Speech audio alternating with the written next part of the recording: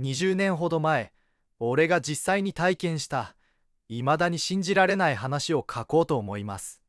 というのも、俺の周りには超常現象的なものに詳しい人物が全くいないので、今から書く実際に体験した出来事を一体どう解釈したらいいかわからないからです。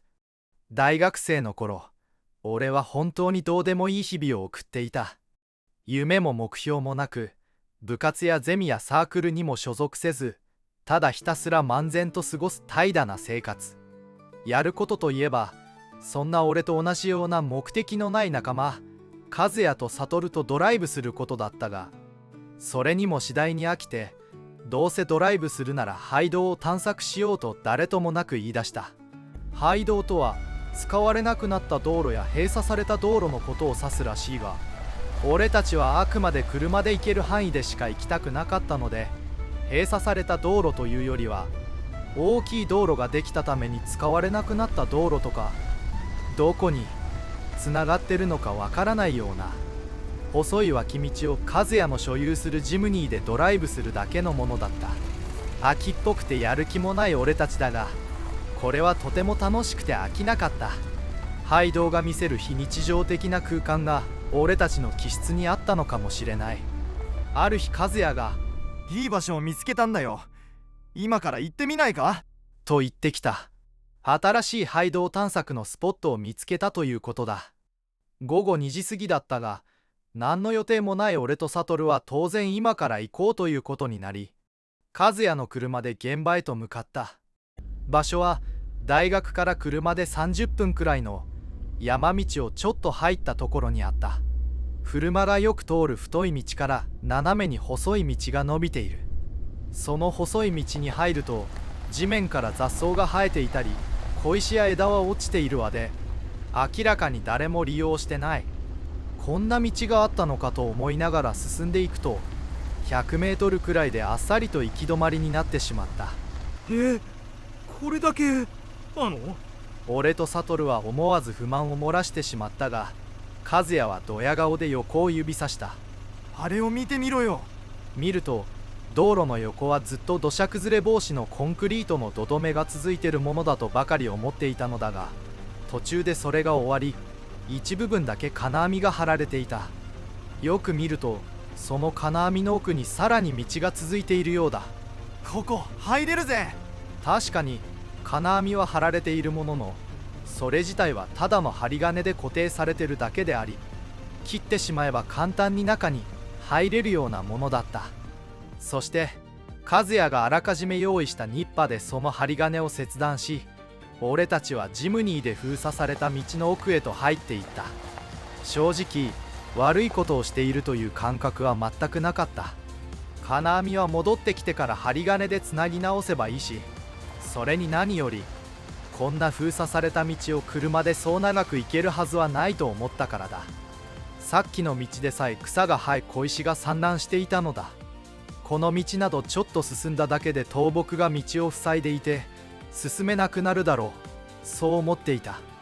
ところが意外にも予想してたような荒れ果てた光景は現れず、なんだったらさっきの道よりも小綺麗なほどだった。俺たちはそのまま車で細い山道を5分ほど慎重に走り続けた。しばらくすると目の前にトンネルが現れた。トンネルというよりは下をくぐれるようにアーチ状にくり抜かれたレンガ造りの水道橋といった方がいいかもしれない。奥行きも4から5メートルくらいしかない。幅もジムニーが通るには問題ない広さで、俺たちはそのまま車でそこをくぐった。通り抜けると道がちょっと荒れ始め、アスファルトの上に石が散乱し始めた。不意に悟が声を上げた。おい、ちょっと止めろ。あれ見ろ。悟が指を指していたのは車の後方、さっきくぐり抜けたトンネルの方向だったが、見るとトンネルの出口をまたぐように鳥居が立っていたのだ。神社にあるあの鳥居がトンネルの出入り口に密着するように建てられている。向こう側からは全く見えず、トンネルをくぐると自動的に鳥居も通るようにできてるとしか思えない。なんとなく気味が悪くなった俺たちは戻るかどうかためらったが、とりあえず行けるところまで行こうということになった。そこからさらに500メートルくらい進んだところだろうか。これまでは荒れてはいたものの、アスファルトが敷かれていた道が境界線を引いたように途切れ、そこからは舗装されてない土の道がずっと続いていた。気味が悪いことに、そのアスファルトと土の道の境界線の両端にちょうど祠みたいなものが2つ設置されていて、それを境に手前がアスファルト、奥が土の道みたいに見えた。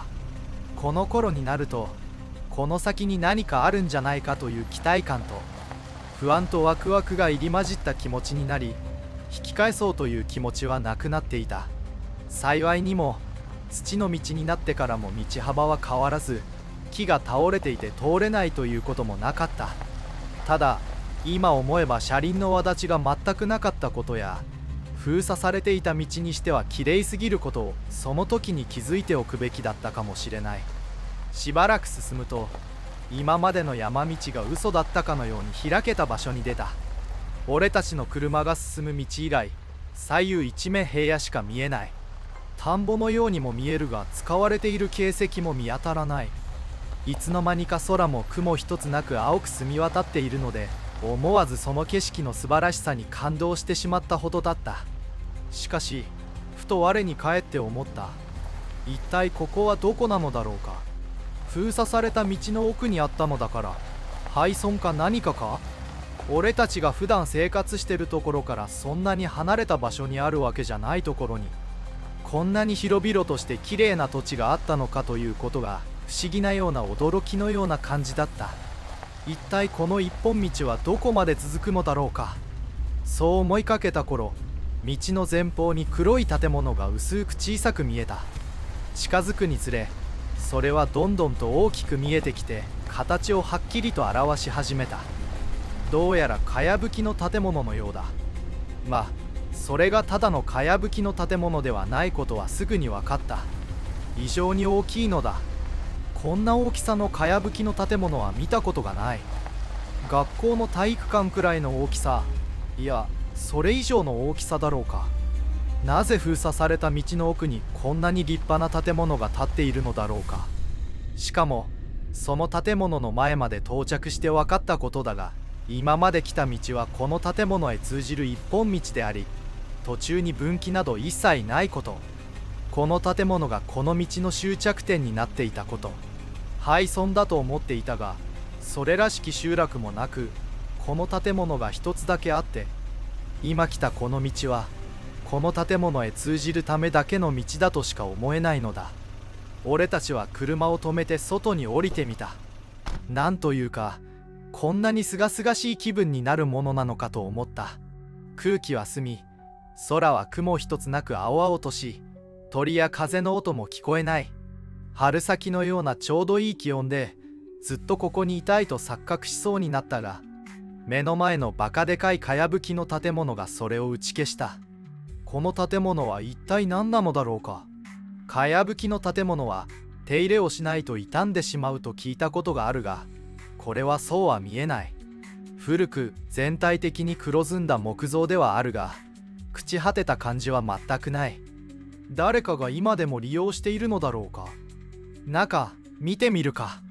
俺が提案すると、和也はそうしよと乗ってきたが、悟は乗り気ではないらしく、とりあえず建物をぐるっと回ってくるわと言って歩き出してしまった。建物の戸は重かったが、鍵はかかっておらず開けることができた。中を覗いてみると、カビ臭いような古臭いような独特の匂いがする。すいません、誰かいますか？何の返事もない。当然といえば当然だ。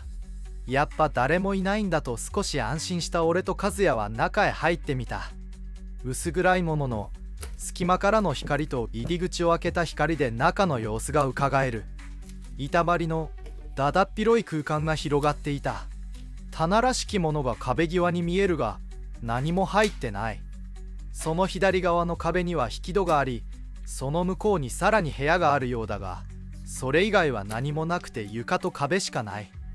上は暗くてよく見えないが、天井裏まで全部吹き抜けているようだ。少し勇気がいったが、その引き戸を開けてみることにした。ここまで来たら調べないと気が済まなくなっていた。すいません、誰もいませんねともう一度確認してから、恐る恐る引き戸を開けると、中が意外にも明るくてギョッとした。最高窓のようなものが上部に無数設けてあるらしく、入り口側のこちらの空間よりも明るい。しかしその部屋が明るいだけでなく異常なものであることにすぐに気がついた。まずとにかく広い。まさに体育館くらいの広さがあった。